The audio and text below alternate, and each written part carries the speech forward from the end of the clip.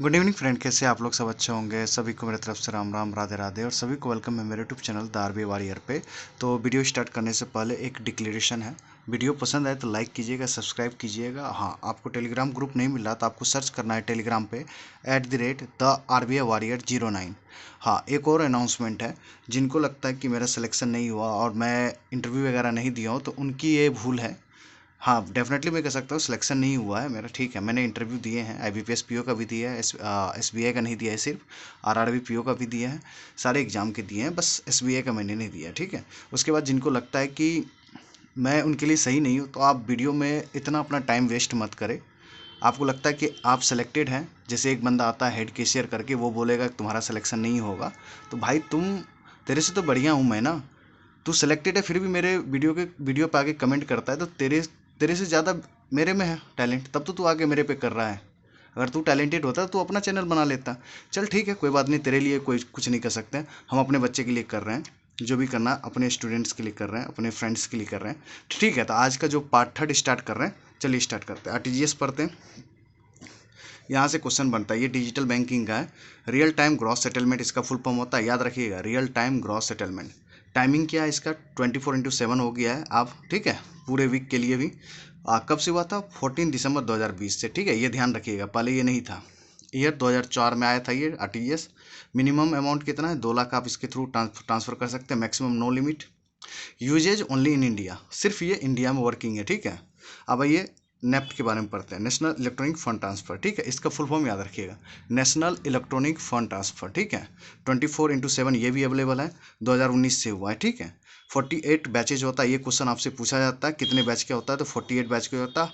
Half hourly होता है। ठीक है, आधे आधे घंटे का स्लॉट बनता है। ठीक है, पैसे भेजने के टाइम में। ईयर कौन सा है? 2005। RTGS 2004 था। ये कब आया था? 2005 में आया था। Amount minimum no limit, maximum no limit. ठीक है, कोई फिक्स नहीं है। Uses in India and Nepal, ये इंपॉर्टेंट है। और नेपाल वाला क्या सिस्टम है? ओनली वन वे ट्रांजेक्शन है, मीन्स आपकी इंडिया से नेपाल भेज सकते हैं मगर नेपाल से इंडिया पैसा नहीं भेज सकते निफ्ट के थ्रू। ठीक है, ये ध्यान रखिएगा। और यहाँ पे ये आपको कन्फ्यूजिंग करेगा। ठीक है, बस आप पढ़ लीजिए। One can remit up to 2 lakh per transaction to the beneficiary residing in Nepal. जो बेनिफिशियरी है आपका नेफ्ट का, जो कि नेपाल में रह रहा है और इंडिया से पैसा भेजना है, तो उसको 2 लाख पर ट्रांजेक्शन आप भेज सकते हैं। ठीक है, ये ही सिर्फ रूल चेंज हुआ है। ये वाला जो है ना, वॉक इन डिस्टेंस या नन कस्टमर जो वॉक होके जाते हैं या बैंक में जाते हैं, उसके लिए 50,000 पर ट्रांजेक्शन है, 12 रेमिटेंस इन अ ईयर। अभी भी ये रूल है, चेंज नहीं हुआ, इसको बंद नहीं किया गया है। किसी किसी टीचर के मुंह से आप सुनेंगे कि बंद कर दिया गया है। ठीक है, ये ध्यान रखिएगा, ये दोनों अभी अवेलेबल है। ठीक है, ये चीज़ हो गया, ये कन्फ्यूजिंग था। ये क्वेश्चन आते हैं और आपको कन्फ्यूज कर देंगे। ठीक है, अब ये कुछ बात करते हैं, न्यू डेफिनेशन ऑफ MSME। ठीक है, ये भी कुछ नया है अकॉर्डिंग टू द आत्मनिर्भर भारत अभियान। ठीक है, अब ये देखिए, माइक्रो के लिए क्या है? Micro enterprise, micro small medium. MSME का full form micro small medium enterprise. New definition of MSME, इस पे भी पूछता है कि माइक्रो के लिए क्या सिस्टम है। इन्वेस्टमेंट अप टू 1 करोड़ और टर्नओवर कितना होना चाहिए? Up to 5 crore. किसी भी कंपनी को या डिफाइन करना है तो किस तरह से कर सकते हैं? माइक्रो इंटरप्राइज है तो उसको हम कैसे डिफाइन करेंगे? उसका मिनिमम इन्वेस्टमेंट अप टू कितना होना चाहिए? 1 करोड़ होना चाहिए, और उसका टर्नओवर कितना होना चाहिए? 5 करोड़, तब उसको हम माइक्रो इंटरप्राइजेज कहेंगे। स्मॉल इंटरप्राइजेज किसको बोलेंगे? इन्वेस्ट अप टू 10 करोड़ और टर्नओवर किसको? 50 करोड़ का होना चाहिए, तब उसको हम स्मॉल इंटरप्राइजेज कहेंगे। अब मीडियम इंटरप्राइजेज का क्या सीन है? इसमें क्या होना चाहिए? 50 करोड़ का इन्वेस्टमेंट होना चाहिए अप टू, और टर्नओवर कितना होना चाहिए? 250 करोड़ का, तब इसको हम लोग मीडियम इंटरप्राइजेज कहेंगे। ये डिफिनेशन आपसे पूछा जाता है, या आपसे हो सकता है मे भी इंटरव्यू में भी पूछा जाए। ठीक है, अब आइए PSL के अंतर्गत, प्राइवेट सेक्टर लैंडिंग अंतर्गत सम डिस्ट्रीब्यूशन है। बैंक मतलब कैसे डिस्ट्रीब्यूशन करता है पैसा, आपको क्या क्या मतलब कहाँ कहाँ देना चाहिए PSL के अंतर्गत। अब देखिए, social infrastructure, banks loans up to 5 crore पर ब्रोवर। अगर देखिए, सोशल इंफ्रास्ट्रक्चर क्या होता है?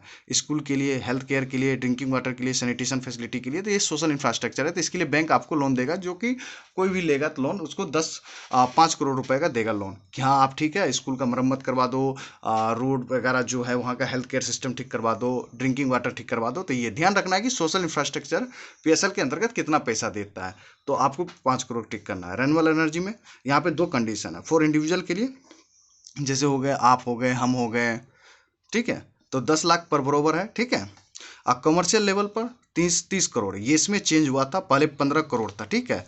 कमर्शियल लेवल पर 30 करोड़, पहले 15 करोड़ था, इसी में चेंज हुआ था, यही अपडेट है, ठीक है, ध्यान रखिएगा, ठीक है। आप कमर्शियल लेवल पर क्या होता है, फैक्ट्री बनाने के लिए, स्ट्रीट लाइटिंग के लिए, रिमोट विलेज में सब चीज़ ठीक करने के लिए, तो दिस डेट ऑफ होता है, ठीक है, ये ध्यान रखना आपको। अब आइए एजुकेशन के लिए क्या होगा, चेंज हो गया, इंडिया एंड फॉरेन में 20 लाख कर दिया गया, ठीक है। इसमें पहले 10 लाख था, अब इंडिया में 10 लाख था, फॉरेन के लिए 20 लाख था, तो दोनों को अब 20 लाख कर दिया कि प्रायोरिटी सेक्टर लैंडिंग में, ठीक है, ठीक है, ये कर दिया है। एक्सपोर्ट क्रेडिट में 40 करोड़ पर बरोबर लोन ले सकता है, ठीक है। होम लोन के लिए मेट्रोपॉलिटन सिटी में 35 लाख का और अदर एरियाज के लिए 25 लाख का है, ठीक है, ये याद रखिएगा। और लोन्स अप टू स्टार्टअप के लिए कितना है, 50 करोड़। ये चीज़ आपको कहीं नहीं मिलेगा, आप देख लेना लिख के। लोन्स अप टू स्टार्टअप के लिए कितना है, प्रायोरिटी सेक्टर लैंडिंग कहता है 50 करोड़ का आपको देगा, ठीक है, ये ध्यान रखिएगा।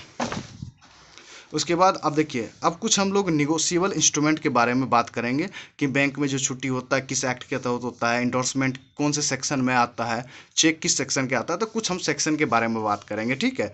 तो बैंक में जो हॉलीडे होता है वो किस एक्ट के तहत होता है, section 25 of national negotiable instrument act 1881। मतलब ये बैंक में जो हॉलीडे होता है, जैसे आप सुनते हो कि आज छुट्टी हो गया, मतलब ये दशहरे का छुट्टी है, कुछ भी छुट्टी, तो वो होता है section 25 of negotiable instrument act 1881, ठीक है। इंडोर्समेंट जो होता है बैंक में, जिसमें ऑनर शिफ्ट होता है, दूसरा ऑनर बनता है, फिर पेई भी चेंज हो जाता है, तो ये section 15 of negotiable instrument act 1881 में डिफाइन है, ठीक है। ये याद, ये डिफाइन वाला सीन है कि कहाँ पे मेंशन है, ठीक है। प्रोमिजरी नोट कहाँ डिफाइन है, section 4 of NI act 1881। Bill of exchange कहाँ है, सेक्शन 5 ऑफ एनआई एक्ट, ठीक है। Cheque section 6 of NI act, और चेक को क्या कहते हैं, example of bill of exchange कहते हैं, ठीक है। क्रॉस चेक सबसे सेफेस्ट चेक होता है ये, ठीक है, सेक्शन 123 ऑफ एनआई एक्ट में है, ठीक है, ये याद रखिएगा, ठीक है। और उसके बाद dishonour of cheque section 138 of NI act, ठीक है, 1881। इसी के अंदर आता है बोनस ऑफ चेक, जब बोनस ऑफ चेक होता था इसी को बोलते हैं डिसऑनर ऑफ चेक बोलते हैं, ठीक है, ध्यान रखिएगा। फटा रहेगा नोट तो वो डिसऑनर ऑफ चेक होगा, म्यूटिलेटेड नोट रहेगा तो वो डिसऑनर चेक हो जाएगा। तो ये होता है सेक्शन 130 ऑफ एनआई एक्ट। यही क्वेश्चन शायद पिछले ईयर एसबीआई क्लर्क मेंस में आया था। तो ये सब चीज़ आता है, तो जो चीज़ आने का है, जो आप मिस कर जाते हो अपनी तरफ से, तो मैं वो सी करवा रहा हूँ। अब आइए कुछ बात करते हैं भारत रत्न अवार्ड, ठीक है। अब इसमें देखिए, भारत रत्न मिला है, तो उसमें किसको किसको मिला है, 5 आदमी को मिला है, सारे को डिटेल में बात करेंगे। इसमें देखिए टोटल पहले थे 49, इसको 5 ऐड होने के बाद 54 हो चुका है, ठीक है। अब आइए बात करते हैं सबसे पहले कर्पूरी ठाकुर जी के बारे में। ये सीएम थे, हमारे 11th सीएम ऑफ बिहार थे, ठीक है। देखिए ऐसे ही क्वेश्चन पूछेगा, आप किसको मिला है ये इंपॉर्टेंट नहीं है, मीन्स ये है कि आपको इसके बारे में डिटेल जानना। अब ये पूछ लेगा क्वेश्चन, सब चीज़ दे दिया, पूछेगा कम्मा नंबर का सीएम था, स्टैटिक फैक्ट्स बना के आपसे पूछ लेगा, तो आप तो पढ़े नहीं हो, आप मिस कर जाते हो, या कोई पढ़ाता भी है तो उसको छोड़ के निकल जाते हो कि अरे यार इतना डिटेल में कहाँ जा रहा है। तो ये सब क्वेश्चन आपसे पूछा है।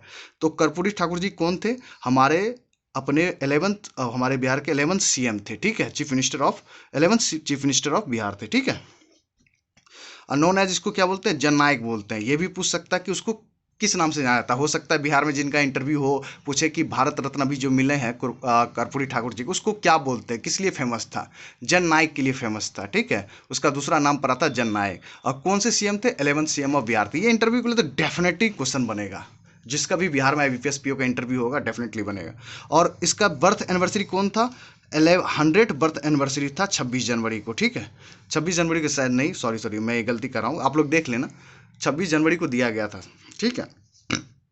100th बर्थ एनिवर्सरी था, सॉरी, ठीक है। इसका कौन सा एनिवर्सरी था, बर्थ एनिवर्सरी 100 था, ये याद रखिएगा। अब आइए लाल कृष्ण अडवाणी जी के बारे में पढ़ते हैं। ये 70 डिप्टी PM ऑफ इंडिया थे। इसमें उतना चीज़ मुझे कुछ खास नहीं लगा। हाँ ये था कि लॉन्गेस्ट सर्विंग होम अफेयर्स रह चुका है ये, ठीक है, ये याद रखिएगा, लॉन्गेस्ट सर्विंग होम अफेयर रह चुका है बीजेपी की तरफ से, ठीक है, ये ध्यान रखना है। उसके बाद आइए चौधरी चरण सिंह, ये हमारे 5th PM ऑफ इंडिया थे, 1979 to 80 में रहा था, 1 साल के लिए बना था, हो सकता है कि कम हो, इसका ड्यूरेशन 1 साल से भी कम का होगा। तो बस इतना याद रखना, चौधरी चरण सिंह फॉर्मर PM थे, 5वें नंबर के PM थे इंडिया के, ठीक है। इसका जन्म कहाँ हुआ था, नूरपुर UP में, ठीक है। लीडर ऑफ क्या था, लोकदल, ठीक है, leader of Lokdal, okay. MS Swaminathan ji, अब एग्रीकल्चर एंड साइंटिस्ट एग्रोनॉमिस्ट थे ये, ठीक है, एग्रीकल्चर साइंटिस्ट एंड एग्रोनॉमिस्ट थे। बॉर्न कहाँ हुआ था, इसका जन्म का कुंभकोणम में हुआ था, तमिलनाडु में।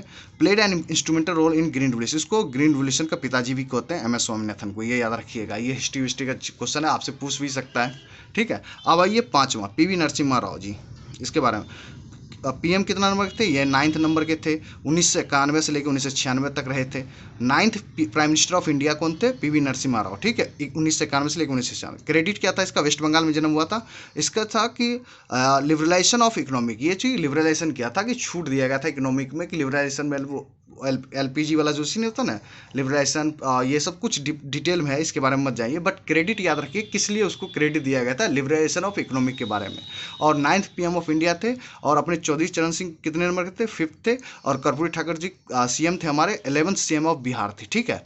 तो आज का इतना हो गया, ठीक है। आगे मैं फिर वीडियो लेकर आऊँगा, चौथा पार्ट लेकर आऊँगा। अगर वीडियो अच्छे खासी रीच जाएगा, मान लो कि 1000, 2000, 1500 जाएगा और लाइक्स 100 प्लस जाएगा, जैसे आप लोग 2 वीडियो पे किए हैं, तो मैं डेफिनेटली इसके आगे वीडियो लेकर आऊँगा। अगर वीडियो पसंद आए तो लाइक कीजिए, अपनी मतलब थॉट बताइए कि आपको वीडियो में क्या पसंद आया, क्या नहीं पसंद आया, तो थोड़ा सा मुझे और चेंजेस करूँगा।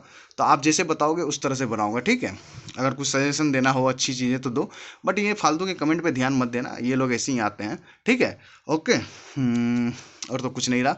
चलिए मिलते हैं नेक्स्ट वीडियो में। थैंक यू वेरी मच, ऐसे ही प्यार देते रहिए, और वीडियो को शेयर जितना करेंगे उतना बढ़िया है। और अपने फ्रेंड के साथ शेयर कीजिए, लाइक कीजिए, मस्ती कीजिए, पढ़िए मन लगा के, ठीक है। Thank you very much, tata bye bye, take care.